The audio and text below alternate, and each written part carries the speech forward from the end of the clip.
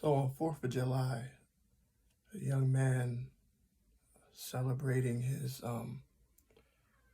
successful business venture, young entrepreneur in Philadelphia, um, decides he wants to hold a cookout, not just for 4th of July, but to celebrate on the anniversary of his business and how he had another successful year. We hear on the evening of the 4th of July, after he promotes this event, free food, open to the public, anybody can come. This man pays for the event. Obviously, he's doing well as a clothing store. So we find that night, guys roll up, shoot up the block where the cookout is being held. He's killed, his friend is killed. We hear about murders and whatnot all the time. The city I grew up, Philadelphia, and not just Philadelphia, but the entire country, it's just violence everywhere. And in many ways, we become desensitized to it because that's just a natural inclination of our brains. We can't handle it so much. We have to begin to just, allow certain things to just flow over us where we don't allow it to affect us.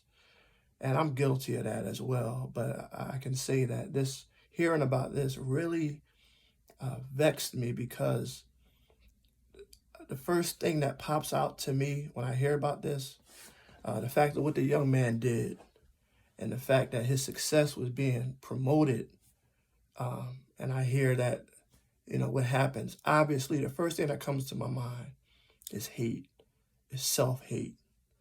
Self-hate is a disease. Self-hate is when we as individuals do not like to see others succeed of our own kind. Let me tell you something.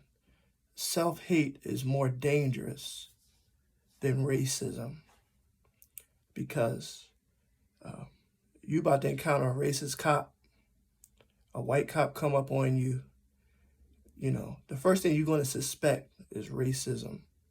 You can kind of brace yourself. You can kind of prepare yourself. It has a face. It has an identity that you can identify, even when it's not. You suspect it. But self-hate is different, because it looks like you. It talks like you. It acts like you. It's your own kin. You never know when it's going to rear its ugly head. And it's just a travesty that we as a people decided, we didn't want the God of our fathers. We didn't want the God of our grandmothers. We didn't want the God of our grandfathers. We didn't want the God of our ancestors.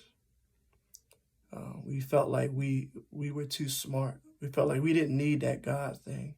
I want to ask you a question. In light of all of this blood, in light of all of the blood that's flowing in the streets, are we better off? Are we better off? Or are we worse off?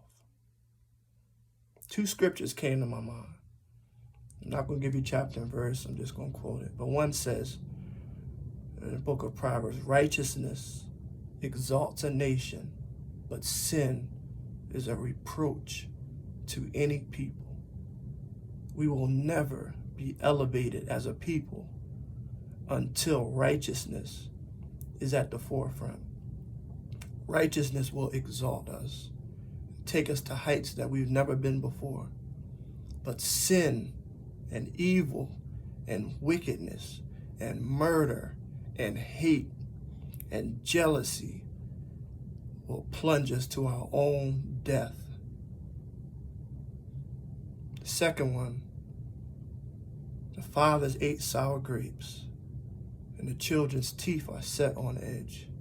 That sounds weird and complicated, I know, but it just simply means that the fruit and the proof of what those before us did, the decisions that they made, are now being evident in our children. Listen, we're raising murderers. We're raising cold-blooded murderers. These are young guys that's doing this.